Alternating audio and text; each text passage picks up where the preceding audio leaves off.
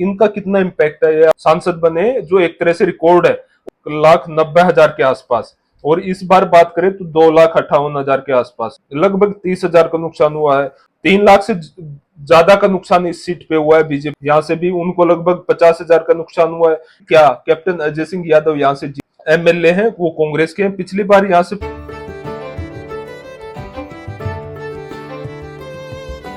बाडडा news देखने वाले सारे दर्शकों ने राम राम और नमस्ते। आज की इस वीडियो में आप चर्चा करांगे गुड़गांव लोकसभा क्षेत्र के बारे में। 2024 में जो इलेक्शन हुए तो किस विधानसभा क्षेत्र थी, कौन सी पार्टी लीड कर रही थी, कितने वोट थी लीड कर रही थी, और 2019 में उस क्षेत्र थे, उस विधानसभा क्षेत्र थे कौन सी पार्टी लीड कर रही थी। अगर आप सबसे पहले बात करें बावड़ की, तो बावड़ जो रेवाड़ी डिस्ट्रिक्ट में है, तो वहां से पिछली बार लगभग 90,000 से बीजेपी लीड कर रही थी। इस बार वहां से मात्र 22,000 से ही बीजेपी लीड कर पाई, पर बीजेपी ही लीड कर पा रही थी। तो यहाँ से बहुत बड़ा सेटबैक हुआ है एक तरह से। उसके बाद अगर हम बात करें रेवाड़ी की, तो रेवाड़ी जो की प्रॉपर शहर की सीट है, जहां से अभी एमएलए हैं वो कांग्रेस के हैं। पिछली बार यहाँ से 85,000 से लीड कर रही थी बीजेपी, इस बार 36,500 से ही लीड कर पाई, पर बीजेपी ही लीड कर रही है। तो दोनों विधानसभा क्षेत्रों में हमने देखा कि बीजेपी ही लीड कर पा रही है। और उसके बाद हम बात करें पाटौदी की, पाटौदी जो गुड़गांव में आता है, वहां से पिछली बार लगभग 95,000 के पास बीजेपी लीड कर रही थी। इस बार वहां से मात्र 43,000 के आसपास ही बीजेपी लीड कर रही है। यहाँ से भी उनको लगभग 50,000 का नुकसान हुआ है। यहाँ से भी उनको हम मान के चले तो 45,000 के आसपास नुकसान हुआ है। यहाँ से भी लगभग उनको 65,000 के आसपास का नुकसान हुआ है। तो हर क्षेत्र से बीजेपी को लीड तो कर रही है, हर क्षेत्र से बीजेपी लीड तो कर रही है, पर उनको नुकसान भारी वोट्स का हो रहा है। इसीलिए तो इस तरह से हम देख रहे हैं कि इन 3 विधानसभा क्षेत्र में बीजेपी को नुकसान हुआ है। जो पिछली बार लीड थी 2019 के चुनाव में राव इंद्रजीत की 3,86,000 के आसपास, वो इस बार घट के मात्र 75,000 के आसपास रह गई। जो पिछली बार 3,86,256 के आसपास लीड थी, वो इस बार घट के मात्र 75,000 के आसपास रह गई है।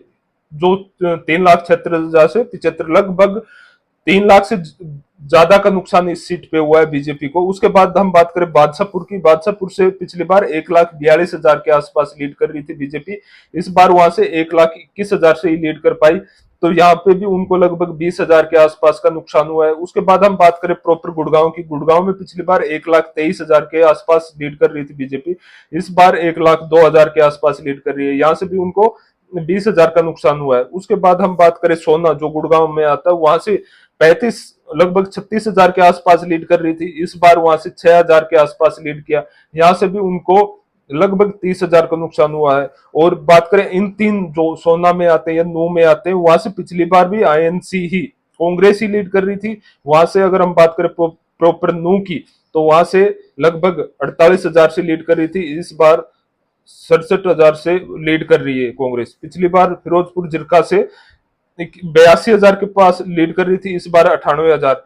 पुनः से पिछली बार 60,000 के आसपास लीड कर रही थी, इस बार लीड कर रही है 92,000 के आसपास। पिछली बार यहाँ से टोटल अगर हम कांग्रेस की लीड देखें तो वो थी 1,90,000 के आसपास, और इस बार बात करें तो 2,58,000 के आसपास।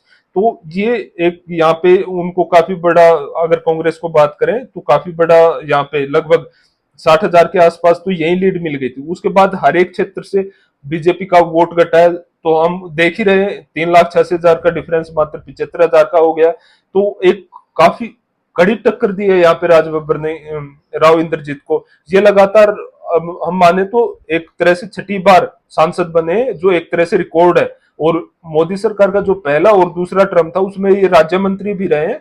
और इनका अगर हम देखें तो 1977 से और 2014 तक ये कांग्रेस में थे, एक लंबा टाइम इन्होंने कांग्रेस में निकाला है। और इनके पिताजी भी बात करें तो वीरेंद्र सिंह, वो सीएम रहे हैं हरियाणा के। तो कुल मिला के अगर लोकसभा क्षेत्र गुड़गांव की बात करें तो यहाँ पे एक काफी अच्छी टक्कर थी। और हमने एनालिसिस किया था, हमने विश्लेषण किया था लोकसभा चुनाव से पहले भी, कि यहाँ से लगभग बीजेपी को कड़ा टक्कर मिलेगा और शायद वो हार भी जाए, पर ऐसा तो नहीं हुआ। पर यहाँ पे एक कड़ी टक्कर देखने को मिली जो काफी इंटरेस्टिंग रही।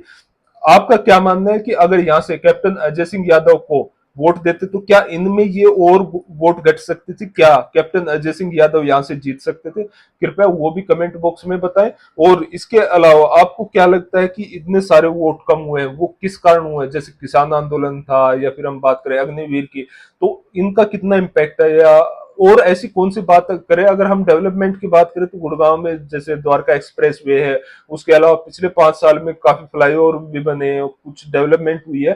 तो जो इतना बड़ा वोट कम हुआ है इनका, लगभग 3 लाख के आसपास, 3 लाख, 3.25 लाख के आसपास, उसका कम होने का क्या कारण था? कृपया आप कमेंट बॉक्स में बताएं अगर आपको इसकी जानकारी है तो। और यहाँ से अगर हम देखें तो सोना से हमें लग भी रहा था कि यहाँ से कांग्रेस लीड कर पाएगी, पर ऐसा नहीं हुआ। यहाँ से बीजेपी ही ने लीड किया। इन 6 में और 3 में ही कांग्रेस ने लीड किया।